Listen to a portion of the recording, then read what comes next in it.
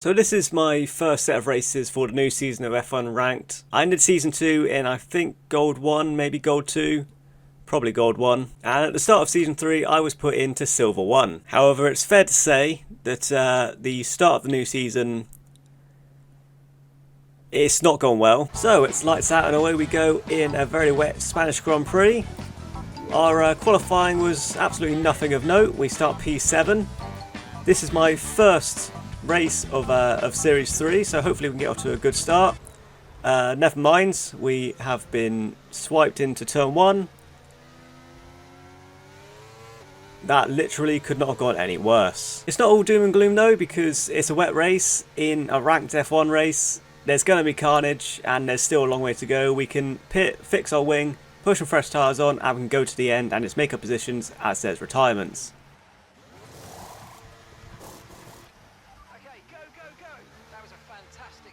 Faster than we were expecting. Okay, stay clear of the white line on the exit. We'll receive a penalty for dangerous driving if you cross on. I absolutely fucking hate this game sometimes. You join me as I'm heading to Texas, and you actually join me in the loading screen. Mainly because when I load into the lobby, I started on the grid already. There was no qualifying for this one, and that is because this was a 5-lap race. So it would appear that 5-lappers are apparently in ranked now for Season 3, and the issue is, I genuinely don't know if it's intentional or a glitch. Codemasters are famously so unreliable that I genuinely don't know if this is intentional or not. Regardless though, we've got a 5-lap rank race. It's exactly what I've wanted since day one. We're starting last, even though it's random qualifying. We still are going to be starting from last. Lights out and away we go. That's a pretty depressing start. For some reason I look behind me, even though there's absolutely no one behind me. We're going to take a wide line in towards Turn 1, and hopefully there's a lot of carnage. There's absolutely no carnage. I've made up one position, so that was a complete waste of time. We're in P12 as we head towards the S section, and despite being a 5-lapper in ranked, this is just horrendously clean. This is disgusting to watch. So it seems I need to be the one to make the content. We're only outside of turn number 6, and then at turn number 7, we make an optimistic move and get spun round. Deservedly so. But with no damage, we've just lost a bit of time. We're somehow not last though. That's pretty good. And we've moved up position immediately because someone's facing the wrong way. So despite being a 5-lapper, it's just as sweaty as a 25% race, which is kind of upsetting. It's always nice to see the carnage that is... oh, there it is. Someone's facing the wrong way. That's what we want to see. We do get a little bit screwed over by the stupid recovery system in this game, putting the car who spun just ahead of us. Doesn't cause us too much issue though. We're going to go up the inside towards turn number 11. Try to be a little bit more aggressive. We're going to bump him wide, and we are going to make the move up into P9.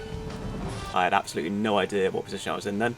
The issue was though, I had absolutely no straight line speed. I was very quick through Sector 1 and Sector 3, but down the straight, I just had no hope at all. Towards turn number 12, we think about making a dive at the inside of this Hypex guy. Doesn't happen, unfortunately. We switch to the inside, but miss our braking point ever so slightly, and we're going to have to stay behind him, and we get another warning for exceeding track limits. I knew, however, that especially in this section, I had to make up some time, otherwise there was absolutely no point in me racing at all. And through the long right-hander, this Hypex guy actually does have front wing damage, and you can tell immediately as he runs incredibly wide. And we go back up into P9, and this time we're going to hold on to it. We end lap 3 with yet another track extension, and that means we're probably going to end with absolutely no ranked points to our name this race. Regardless, we're going to push on and get as high up the grid as possible, even though we're probably not going to get any points for it. We're going to make light work of this Tom guy with the Albert DRS. I've got no straight line speed, so I don't know how I made that look so easy. However, the sight ahead of us is extremely promising. We've got two cars going side by side down towards the S section. They're battling for position and battling quite hard. As they go towards the S section, there's more contact, and I mean that was pretty predictable. We saw that coming a mile away. It's an easy position for us, up into P7. Well, given my known straight line speed in this race, I'm going to assume that the DRS is unbelievably powerful at COTA, because the second we get DRS, I mean P6 had absolutely no chance down towards turn number 12, and missing his braking point like that, it's not going to help his case. Straight up into P6 for us. However, it's not all that easy. Down towards turn number 13, he's going to dive and push us out the way through the corner, and he's going to be on our outside for turn number 15, I think it is. We're going to miss a braking point ever so slightly. He's going to get the cut back on us, but he rightfully spins it deservedly so, and we're going to hold on to P6. And you can tell I was happy because I give a little wheel wiggle through turn 18, which probably wasn't the best idea for that corner. Would have been really embarrassing if I'd fucked that up. We actually had the pace to catch on to the back of P5 by the end of the final lap, but being the final lap in the third sector, unless he has significant damage, as you can see, he clearly doesn't. We are not going to be challenging him down towards the final couple of corners. We're going to get right on the back of him down towards the final corner. We have a think about just sending it, but decide against it. And we're going to come home for our first ranked 5-lapper in P6, which, given how I started last, I'll happily take that. It is a bit annoying that there wasn't more carnage in a 5-lapper, especially a ranked one, but not nearly as annoying as me, as always, not getting driver of the day. So obviously we have to review why this driver got driver of the day. He started P9, made up 5 positions and got 4th. I started P13, made up 7 positions and got 6th. So once again, I have absolutely no fucking idea what you have to do to get driver of the day in this game.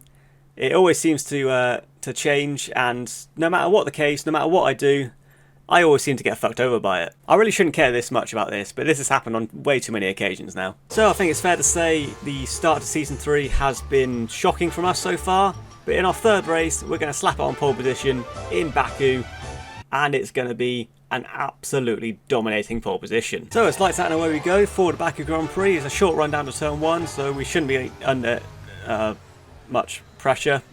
We're not really. The guy misses braking point into turn 1. That was a shocking start to the race, but I think I might just leave it in anyway. And much like in qualifying, we are showing we clearly have the pace on this lobby. By the end of lap 1, we are 4 seconds clear of P2. And by the end of lap number 2, that gap has only increased further. We're now 5 seconds clear of P2. This is looking like an easy win for us, so long as we don't fuck it up. I will say now, this is one of those races where I do dominate.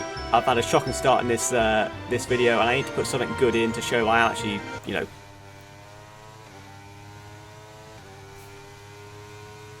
okay, I'm going to try and justify what happened there and how, just how I managed to bottle it that badly. Because I don't know about you guys, but I've personally never seen anyone hit the wall there and bottle such an easy win that badly. Basically, it's not the end of the world, you know. We suffered in the last lap, obviously, having to do a full lap with no front wing, but being on the soft tyres, we're able to put the medium tyres on, and it's not too far from our pit window. We're going to fix our wing. The pit crew actually want to work this time. And, you know, because of our massive lead, we're actually going to come out of the pit in P3, and we should be able to, you know, use our pace that we've clearly got and make up the positions back on the P1. As we come to the end of lap number 4, after our pit stop, we are actually in the pit windows of P1 and P2, so we're still within this fight for the win until I decide to grind on the curb and hit the barrier. Yeah, this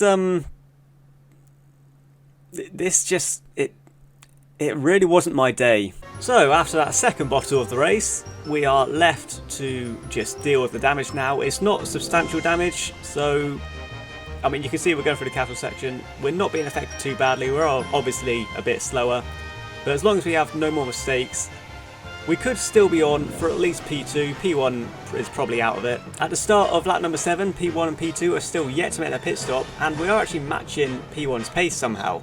So I suppose with my pace advantage early on in this race, with a bit of a broken wing, it's not too much of a hindrance for us. We have a bit of a moment at the same spot last time, but luckily don't break more of our wing.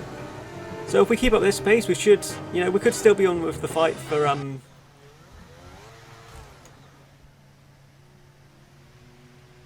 I fucking hate myself. Like I said, it's it just wasn't my day today. It was the first day of the new season, and just to, you know, rub salt in the wounds, P1 has bottled it at the castle section. So even more so about that mistake, we would have been on for an easy win. So that's 2 easy wins we've lost in somehow the same race. We do have a significant gap to currently P4, so our only hope now is to make it back to the pit, put some soft tyres on and just push like hell, and maybe we could get a podium this race, maybe a P2 if we're lucky. We're not lucky, we're just shit.